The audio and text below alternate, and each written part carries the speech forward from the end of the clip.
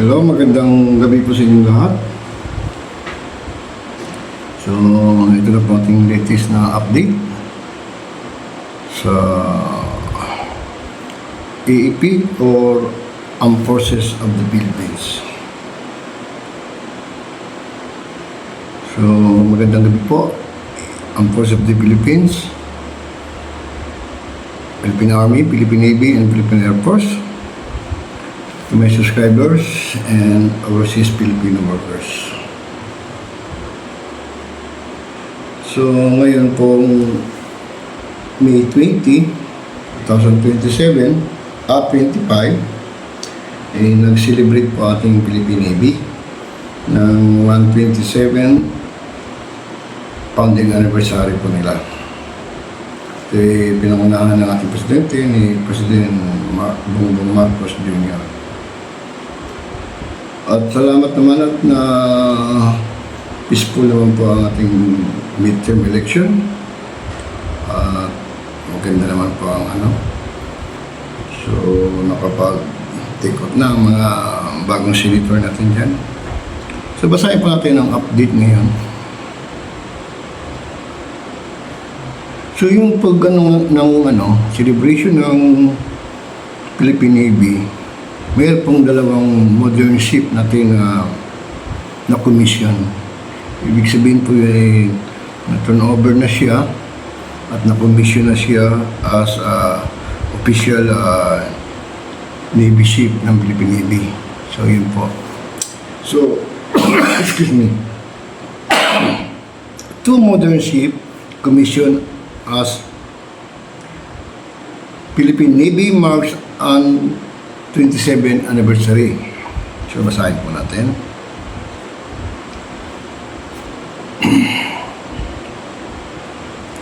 Excuse me po. The Philippine Navy Brand New Frigate BRP Miguel Malvar FFG-06 is commissioned into service during the Navy 127 founding anniversary at Naval Operating Base Subic, Zambales on Tuesday, May 20. The Navy also commissioned into service the Fast Attack Interdiction Craft FACM BRP Albert Magini PG-909. So dalawa po. Ang isa ay fast attack ship po siya. So, dalawa na komisyon ng founding anniversary, May 20, 2025 ng Philippine Navy. The Philippine Navy formally commissioned into service two modern vessels on its 127 founding anniversary with President Ferdinand R. Marcos Jr. leading the rites on Tuesday. So, yun nga po, pinangunahan ni Presidente. Commissioned into service are the Navy Brand New Frigate, the BRP Miguel Malvar, FFG-06, and the Fast Attack Interdiction Craft FAC BRP Albert Mangini at Naval Operating Base Subic in Zambales. So, at least na siya, na-commission na po siya. Ibig sabihin may funding na po siya sa Philippine Navy. The event marked a significant leap in the Navy modernization effort under the 127 founding anniversary of Team Philippine Navy, addressing challenges, promoting regional stability, and strengthening maritime security, the Philippine Navy said in a statement. So, yung pagka-commission dalawang yan, so malaking tulong na po yan para yung maritime natin ay maprotektahan natin ang seguridad. BRP Miguel Malvar, named after the last Filipino general to surrender during the Philippine-American War, arrived from South Korea last April 4. Yung po sinabi ko sa iyo, yung last video natin, yung BRP Miguel Malvar na galing ng South Korea, tapos nung balikatan 2025, Ngayong latest balik kata ngayon, mga last 2 weeks ago na. Yun po ang BRP Miguel Malvar, ang tinis niya yung capability ng mga missile system niya, mga armaments niya, na pinalubog niya yung lumang Miguel Malvar. So, yun po. Ito po yung naglalaman ng equipped for anti-ship, anti-submarine, anti-aircraft, and electronic warfare system. So, ang taas nito ay 118 meter. Missile features advanced sensors and weapon system and designed for long-range multi-role combat operation. So, modernized na po ito na itong Miguel Malvar na FFG-06. So, andun na lang mga missile system niya, mga anti-submarine, anti-ship, mga electronic warfare, yung electronic warfare, yan po yung mga jamming devices, kung paano mag-jam, then yung mga paano makakounter ng mga electronic ng kalaban. Some of its weapon include 76mm Automelara main gun. Itong 76mm, ito po yung yung rapid na machine gun na the remote control po siya. Mabilis po yan kumain ng ang ilang per second niya, per minute, ilang araw sa maubos niyan. And Sea-Star missile to surface. So meron siyang SAM, surface air missile. Then Blue Shark anti-submarine torpedoes. So meron po siyang torpedo para sa mga anti-submarine. Kompleto na siya. The Department of National Defense and South Korean shipbuilder Hyundai Heavy Industry signed the 28 billion pesos contract for 2 guided missile corvettes on December 28, 2001. Noong 2028 pa pala ito na, nag-sign ng contract ang Philippine government sa Hyundai Industry para sa dalawang ship na ito. So, BRP Miguel Malvar sister ship, the prospective BRP Diego Silang, FFG-07, was launched on March 28 and is expected to be delivered to the Philippines by June or July. So, meron pala siyang isa pang sister ship, itong si Miguel Malvar na frigate. Ito po yung BRP Diego Silang, FFG-07. Si Malvar FFG-06. So, dalawa pala sila. Pero, expected ma-deliver ito next month or June or July or sa July pa.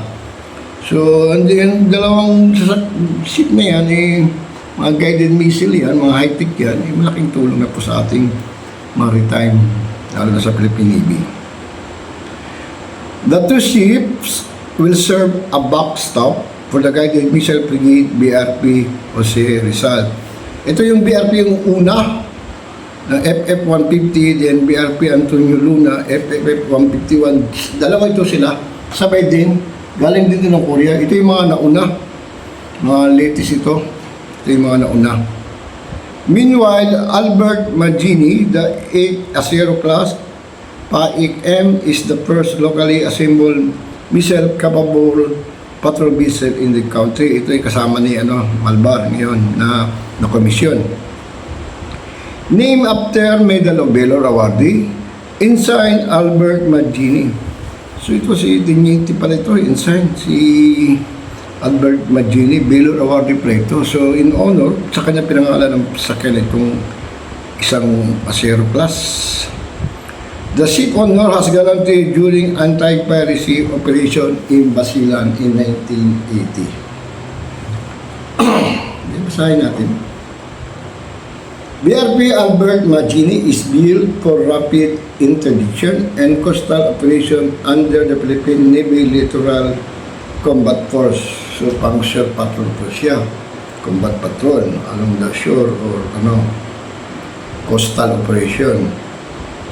The Philippine Navy commission of these two platforms strengthen the service capabilities to address the current and emerging maritime challenges, bolstering role in national defense and regional stability.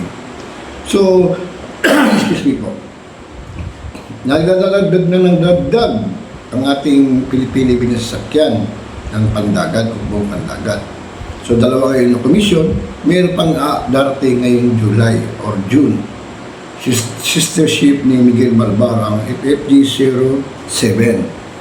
Ito ay yun ay kasama sa kontrata sa Hyundai noong 2021 sa Armed Forces of the Philippines Modernization Program. So,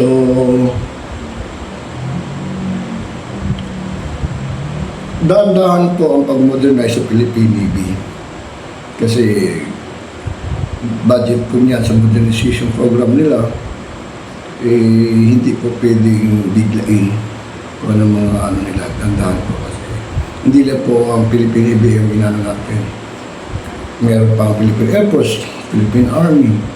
So, sino man ang budget na ma-allocate sa standardization. Then, meron pang news na sa France, kukuha ata tayo ng submarine.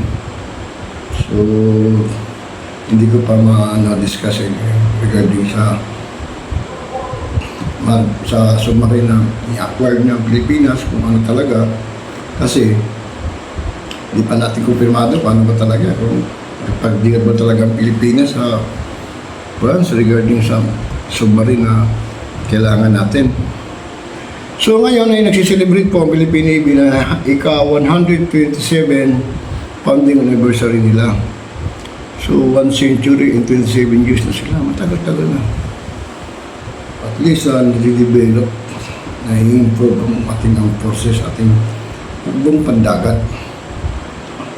So ito yun nga, pinangunahan ni Presidente Marcos ang pag-commission sa dalawang Navy ship natin or vessel natin na frigate, then isa ay pang-coastal ay ito isang indikasyon na na-implement po ang modernization program ng Armed Forces of the Philippines. So marami pang kakulangan at para sana ay ma-full na ang modernization, ma-full implement na talaga, ibigay ng kulang budget kasi hindi po pwede na undefense lang ang ating natin ang asikasuhin po natin kasi meron po tayong maraming pong agency na nangailangan ng pondo. Department of Health, Department of Education, Department of Public Works and Highway. Yun ay mga priority na agency po yan. Ilan lang ba ang source of income ng Pilipinas? Magkano man ang siguro income natin sa port, sa airport, din sa mga taxes, o sa mga natin, corporation, government corporation, yung mga income yan. Then, mga taxes ng individual citizen, ipon-ipunin yan. Marami pa tayong pinapasweldo. At least po, yun po yung trabaho ng Department of Budget Management kung ano mga kapalangan para sa budget nila. So ako po ay nagpapasalamat at maligayang karawan o anniversary sa ating hukbong pandagat ng Pilipinas. Meron na po yung dalawang bago, meron pa darating isa sa ngayong July o June ba? Ay sana naman tuloy-tuloy na po. At sa namumuno sa ating Philippine Navy o buong pandagat ng Pilipinas, continue on the good work and more power.